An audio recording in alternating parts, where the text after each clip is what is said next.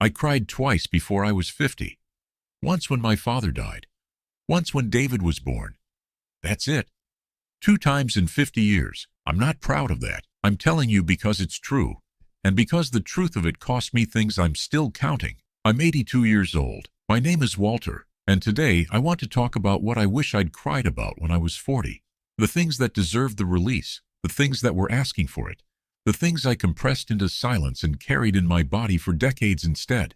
This is not a soft conversation. I'm not a soft man, and I'm not going to pretend this is easy to say. But at 82, with the perspective that only a very long life gives you, I can see what the not crying actually did. What it cost. Not just to me, to the people around me. And I think someone needs to say it plainly. Sit with me. The fire's been going since early. This one might take a while. The first thing I wish I'd cried about at 40 was my father. He died when I was 23. Heart attack, sudden, a Tuesday morning at the mill, and by evening he was gone. And I was 23 years old, and the oldest of 4 children, and somehow the one who was supposed to hold things together. I didn't cry. Not at the hospital, not at the wake, not at the funeral, where I stood in the doorway and shook hands and accepted condolences from men who'd known my father at the mill for 30 years, and said things about him I'd never heard before. That he was the first one in on a hard morning. That he'd once covered for a younger man who was going through a bad stretch. That he'd been good to work beside. I didn't know any of that about him. I heard it all for the first time at his funeral, from strangers, and I stood there and shook hands and said, "Thank you," and I didn't cry. I went home that night, back to the apartment I'd been renting for a few months, the apartment he'd helped me fix up the Sunday before he died, and I sat in the chair and I thought, carefully, about what needed to happen next, the practical things. My mother, who was going to need help. My siblings, who were going to need looking after. The money, which was going to be a problem. The things that needed to be handled, by me, because I was the oldest and that's what the oldest did. I didn't cry. I made a list. I made a list on the night my father died. By the time I was 40, that list had become a way of being. Every hard thing that arrived got met with a list. With planning. With the forward momentum of a man who handles. The grief about my father, which was real, which is still real, which I carry in some form even now. That grief went somewhere other than out. It went into my hands, into my work, into the 45 years I spent building things with wood, into the particular intensity with which I approached a job, as if the doing of it were proof of something I needed to prove. What I wish I'd done at 40 is what I should have done at 23. Sat down somewhere with someone who could be with me in it and cried about my father. About knowing him so little. He died before I could understand him the way one man understands another man, not just the way a son understands a father. About the things he never said to me, which I've talked about in other conversations, but which I'd have gotten to sooner if I'd cried about them sooner. About the particular unfairness of being 23 and suddenly having to be the man of the family without anyone having asked whether you were ready. The list was not the wrong response. The list was necessary. But the list was not the whole of what was needed. What was also needed was the crying, and by 40, 17 years after his death, the crying was still waiting, still uncollected, still sitting in my body somewhere, adding its weight to everything else I was carrying. The second thing I wish I'd cried about at 40 was Helen. Not because she was gone. She wasn't. Not at 40. She had 30 more years ahead of her. But because at 40 I was in the middle of the hardest stretch of our marriage, and I didn't know how to tell her what was happening in me. And so instead of telling her, I built more and worked more and came home late and put the work between us like a wall. What was happening in me at 40 was a kind of fear I didn't have a name for. Fear that I'd become my father, or the version of my father I understood then, which was a man who provided and didn't speak, who kept the lights on and the food on the table, and was mostly absent from the things his children needed beyond provision. I was terrified, at 40, of having inherited that. Of looking up one day and finding that I'd built a good house and raised good children, and spent the whole of it slightly away from the people I was doing it for. I didn't tell Helen that. I should have. She would have understood it. She understood me in ways I only fully grasped after she died, better than I understood myself. She was watching me be afraid without knowing what I was afraid of, trying to reach me with the tools she had, and I was so far behind the wall I'd built that she couldn't quite get through. What would have helped at 40 was to cry about it. Not in a collapsed, helpless way, not the kind of crying that frightens the people watching, but the kind of crying that says, something real is happening in me and I don't know what to do with it. The kind that lets another person in, that admits the wall and begins to take it down. I didn't do that at 40. By 45 or so, something shifted, not dramatically, but Helen found ways in, and I started letting the ways in work. But I wish I'd gotten there sooner. I wish I'd cried at 40 about the fear, and let her see the fear, and let her be with me in it. She was so good at being with people in hard things. She would have known what to do. What the not crying cost us was years. Years of the distance that a man's unexpressed fear creates in a marriage. Years that could have been spent at the depth we eventually found together, instead of at the distance I maintained because I didn't know how to admit to what was actually happening. I want to be specific about what that distance felt like from the inside, because I think the men who read this will recognize it if I describe it precisely. The distance didn't feel like distance. It felt like function. It felt like things working. I came home. I had supper. I talked about the practical things, the house, the kids, the business, what needed doing next week. I was present by any external measure. I was not the absent husband. I was not the man who didn't show up. But here's what I knew, in the part of me that I was most careful not to examine. Helen was trying to reach something in me that I wouldn't let her reach. She'd ask how I was, with the particular qualities she had for asking it. Not the transactional version, the real one, and I'd say, fine, or I'd say, tired, or I'd redirect towards something logistical. She'd try again, in the way she tried things, which was never pushy but always persistent, and I'd deflect again. She wasn't deflectable by nature. But a man who is determined not to be reached is a hard thing to get through, even for the most perceptive woman. What she was trying to reach, and what I didn't let her reach because I hadn't given it permission to surface, was the fear. The specific fear of being my father's version of a husband, present in the providing sense, absent in the interior sense. She could have helped me with that. She had, all her life, an extraordinary capacity for sitting with someone in the difficult thing, rather than trying to fix it or minimize it or redirect it. If I'd cried about the fear, she would have been in the room with me, and the room would have been the right kind of room for that. Instead, I managed it, and she managed alongside me. And we both did our managing in the same house for years, and eventually, later, in the 60s, in the years when I finally came out from behind the wall, we found what we should have found sooner. But we lost some years to the managing. Years that I'll always want back. My daughter was 13 when I was 40. 13 is a hard age for a girl, and I understood that abstractly but not practically. I understood it abstractly because Helen explained it to me several times, with a patience that I now recognize as extraordinary. The patience of a woman who is watching her husband fail to see something obvious, and who has decided that the failure is correctable if she explains it enough times clearly enough.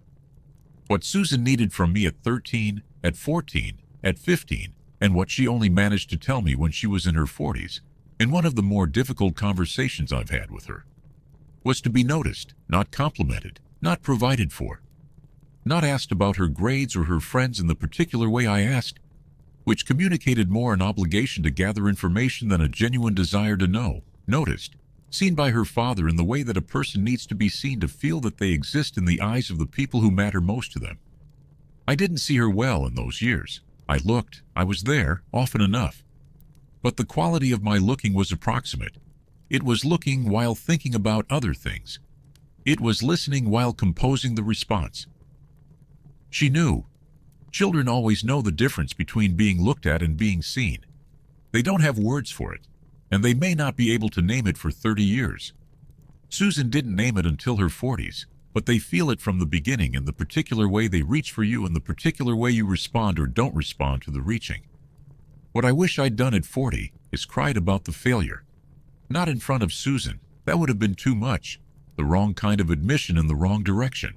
But somewhere, privately, honestly, Let myself feel the weight of knowing I was not being fully present for my daughter, and let that feeling be what it was, rather than converting it immediately into a resolution to do better, and then continuing to do approximately the same. Because the resolution without the feeling doesn't work. I know that now. I made resolutions all through my 40s and they didn't stick. Not the way the later changes stuck, because the resolutions were made with my mind and not with what was underneath my mind. The feeling is what changes you. The crying is how you access the feeling. The resolution that comes after the feeling is the one that actually holds. I got to it eventually. Susan and I are close now, genuinely close, in a way we weren't for years, in a way that required her to do more of the work than she should have had to do. We have the Thursday phone calls. We have the honest conversations. We have what should have been built earlier and took too long to build. But I wish it hadn't taken so long. I wish, at 40, I'd cried about my daughter. Let myself feel how much it mattered to get this right, and how imperfectly I was getting it. That feeling, fully felt, might have changed things sooner. The fourth thing I wish I'd cried about at 40 was the work itself. This is a strange one. The work was good at 40. The business was at a high point. The crew was solid. The reputation was established. Everything about the work was, by external measure, going well. But there was something underneath the going well that I never looked at directly, and that I wish I'd had the courage to look at. Underneath the going well was a dependence on the work that had become, by 40, something other than just love of the craft. The work had become the primary place where I felt competent, valued, clear about what I was doing and whether I was doing it right. Outside of work, in the domestic spaces where the feedback was murkier and the performance metrics were harder to read, I was less certain of myself. In the shop, I knew immediately whether a joint fit or didn't. At the kitchen table, I often had no idea whether I was saying the right thing, being the right presence, reading the situation correctly. And so the shop got more of me than the kitchen table. Because the shop was the place where I could be sure. The place where good work was recognizable as good work. What I wish I'd cried about at 40 is the fear underneath that dependence. The fear that outside the work, I wasn't quite enough. That the competence that was unquestionable with wood was questionable everywhere else. That being a husband and a father and a friend required a kind of skill I hadn't mastered the way I'd mastered carpentry. And that the not mastering was a failure I tried not to look at directly. That fear never got cried about. It got worked about, for 45 years, in the sense that every hour in the shop was partly a response to it. But working about something and crying about something are different kinds of processing. One produces things. The other processes the person. I spent decades producing things, and not processing the fear underneath the producing. What I found eventually, when the work wound down, and I had to face the fear directly, when there was no shop to escape into, when Helen was gone and the business was over, and it was just me in this house with nowhere to go, to be the competent one, what I found was that the fear, looked at directly, was smaller than I'd thought. The thing I'd been running from for 40 years was, when I stopped running and turned around, considerably less large than it had seemed when I couldn't look at it. If I'd cried about it at 40, I'd have found that out sooner. Saved a lot of running. Let me tell you what I think the running actually looked like, in concrete terms. Because I don't want to be vague about something that I think is common in men who do what I did. The running didn't look like running. It looked like diligence. It looked like a man who took his work seriously and showed up for it fully, and gave it the best of himself. It looked like ambition, but not the aggressive kind. The modest working class kind. The kind that says I do good work and I stand behind it and I take it seriously. All of that was real. None of it was false.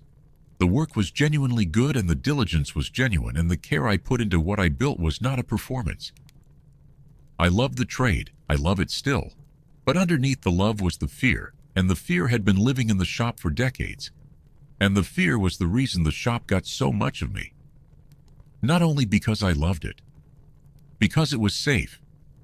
Because the work had clear criteria for success, and the rest of life, so much of the rest of life, did not. A joint either fits or it doesn't. You know immediately. The The surface is either smooth or it isn't. The house is either level or it isn't. You find out fast, and if it's wrong, you fix it. And when it's right, you can see it and feel it and hand it over with confidence. Standing in a room with Helen when she was trying to reach me, and I didn't know how to let her. I had no idea whether I was doing that right. No immediate feedback. No way to assess. I was operating without a level, without a square, in a space where the criteria for success were invisible to me. The shop was where I could be sure. So the shop got the most of me, and what was left went to the kitchen table. If I'd cried about the fear at 40, if I'd named it, let it be named. Let it be felt for what it was. I think I could have gotten better at the unmeasurable things sooner. Because the crying would have been the admission that the unmeasurable things mattered. And the admission would have been the beginning of learning to do them. I was 40 in 1984. David was 17. Susan was 14. Helen was 38. My mother was 62, still alive and well. My father had been dead for 17 years, but most of my other people were still here. At 40, the time felt abundant. There was more ahead than behind. The children were not yet grown. The marriage was not yet in its depth. The work was not yet done. Everything was still in process. The finalities hadn't arrived. What I didn't know, what I couldn't have known, but what I think about now, is that the most valuable thing I had at 40 was the time itself, and I was spending it as if it were going to be there indefinitely. Not carelessly, exactly, but without the quality of attention that scarcity creates, without the this might be the last time awareness that makes you actually notice what you're in. I wish I'd cried about David at 17, knowing that 17 is the last year, or close to it, that your child is still in the house, still eating supper at your table, still reachable by walking into the next room. I wish I'd cried about that so that I'd have noticed it, so that the noticing would have made me put down whatever I was thinking about at supper and actually be there, rather than approximately there. I wish I'd cried about my mother at 62, the age she was when I was 40, knowing that she had maybe 15 years left, and that I was not making enough use of them. I almost never called her for no reason. I saw her at holidays and sometimes in between, but not with the frequency or the quality of attention that I wish I'd given. She died in her mid-70s. I had more time with her than I let myself use. Helen at 38. God, I wish I'd cried about Helen at 38. Not because she was sick or going, she had 30 more years, but because 38 is extraordinary, and 48 is extraordinary, and 58 is extraordinary, and I was moving through all of it so efficiently that the extraordinary quality of it barely registered. She was the most remarkable person I've ever known, and I lived with her for 54 years. And I moved through most of those years without fully noticing what I was moving through. The crying about time, about the abundance that is secretly a limit, about the people who are here right now and won't always be. That crying would have made me a more present man. It would have been the instruction I couldn't give myself in any other way. Slower. Stay here. This is the part. This is the part you think is just the middle but is actually the thing itself. The sixth thing I wish I'd cried about at 40 was the man I was becoming and was afraid to become. By 40, I had a sense, not articulate, not fully formed, but present as a weather, of what I was on track to be. The kind of man who is reliable and capable and fundamentally private, who provides well and knows it, who is respected by the people who work for him and next to him, who is loved by his family in the particular way that capable, private men are loved, with some warmth and some distance, because the distance is built into the way he holds himself. I could feel, at 40, that this was where I was headed, and there was a part of me that was not at peace with it, a part that wanted something different, that wanted to be the man who sat on the kitchen floor and played with the children without checking the clock, who told Helen what he was afraid of regularly, openly, without being asked, who could be in a room as a person rather than as the competent version of a person. But I didn't know how to close the distance between the man I was and the man I wanted to be. And I didn't cry about the distance, and because I didn't cry about it, I didn't fully feel it, and because I didn't fully feel it, I couldn't find what was underneath, which was that the man I was becoming was a choice, not a fate, that I was choosing the distance every day in 1,000 small decisions that I could have made differently. The crying would have been the permission to feel how much I wanted to be different, permission to feel that the current direction was not enough, that the capable private man was a good man in many ways and a limited man in others, and that the limitation was correctable if I was willing to feel it rather than manage it. I managed it instead, for years, and the managing produced some good things. I worked on the distance, imperfectly, and I became a better version of the man I was afraid to be than I'd have thought possible at 40. But the work was slow, and slower than it needed to be, because I wasn't working with the feeling, I was working around it. The seventh thing I wish I'd cried about at 40, and I want to take the most time with this one, because I think it's the thing underneath all the others, is gratitude. I know that sounds unexpected. Gratitude is not usually the thing people associate with crying. We cry about losses, about failures, about fear, about the things that went wrong or the things we were afraid were going to go wrong. But there is a kind of crying that comes from gratitude, and it is, I think, the most important kind. The kind that comes when you actually feel, rather than just know, how much you have, how extraordinary the ordinary is, how improbable it is that you're here, in this life, with this person, in this house, doing this work. I knew it at 40, in the way you know a fact.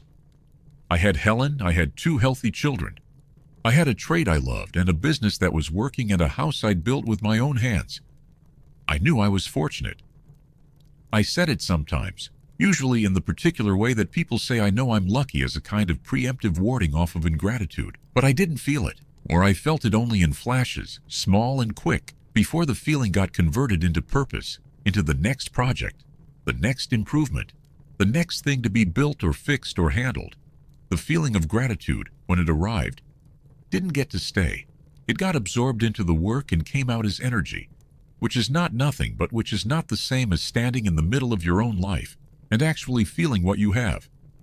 I wish I'd cried about it at 40. About David at 17 and what a specific particular person he already was. About Susan at 14 and the particular quality of her attention, the way she noticed things, the things she said at the dinner table that were sharper than anything I could have said at her age. About Helen, 38 years old, in the kitchen on a Sunday afternoon with the radio on and something on the stove. About the house, this house, in the October light, the way the cedars looked from the kitchen window in October 1984. The specific quality of that light that I could have looked at and let in but instead walked past on my way to the next thing. I wish I'd cried about all of it. Not in grief, in recognition, in the particular overwhelm that comes when you actually feel, not just know, how much of your life is gift. Because the crying about gratitude is what makes you slow down, what makes you stop on the way to the next thing and actually look at what you're walking away from, what makes the October light real rather than incidental, what makes the Sunday afternoon in the kitchen the thing itself rather than the background of a life being efficiently conducted. I want to tell you about one specific afternoon that I've thought about more times than I can count. It was in October 1984, the year I was 40. A Sunday. Helen was in the kitchen, the radio on, something on the stove that smelled good. David was in his room doing something with music he'd been interested in that month. Susan was reading at the kitchen table, half doing homework, half listening to the radio, occasionally saying something to her mother in the particular easy way of a daughter who is comfortable in her own home. I walked through that scene on my way to do something. I don't remember what. Some errand that needed doing, something practical. I remember registering the scene, the smell of the stove, the radio, Helen's back, Susan's head bent over the book, and I remember a brief, strong feeling of something that was pushing upward, that wanted to be felt fully.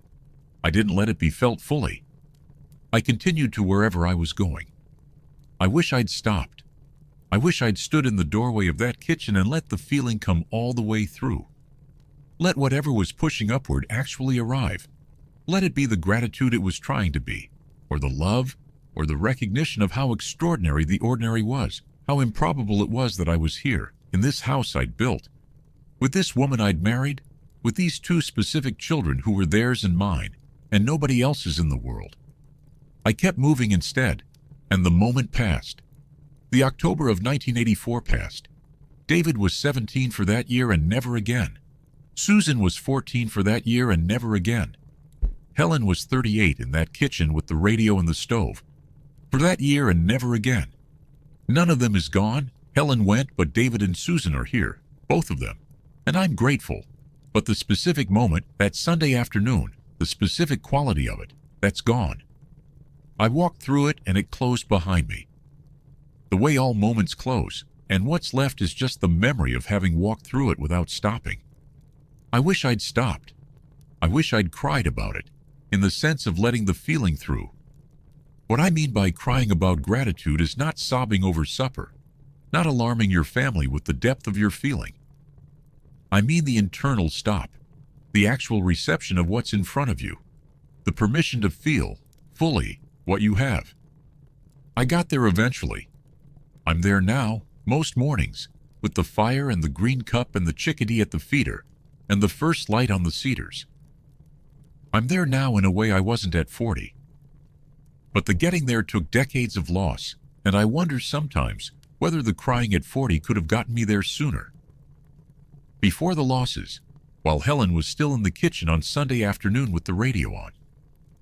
The morning is almost entirely gone. I want to say one thing before I close, about what this conversation cost me to have. I cried twice before I was 50, once when my father died, once when David was born. What I didn't know, in those decades of not crying, is that the crying and the feeling are the same thing, that the suppression of one is the suppression of the other, that the man who doesn't cry about the losses is also the man who doesn't quite feel the joys, not fully, not in the particular saturated way that a life fully felt is felt. The compression that keeps the grief in also keeps the gratitude slightly thin. The wall that keeps the fear from getting out also keeps the love from getting in, all the way in. The way it wants to get in when there's nothing in its way. I am a man who feels more now, at 82, than I did at 40. Not because I'm weaker, because I stopped managing the feeling and started letting it be what it was. Because Helen died and the grief came whether I wanted it or not. And in the coming of what I couldn't stop, I learned that feelings survived being felt, that they didn't break the person who let them through, that on the other side of the feeling was something steadier than the suppression had ever been. I want to be precise about something because I think it matters.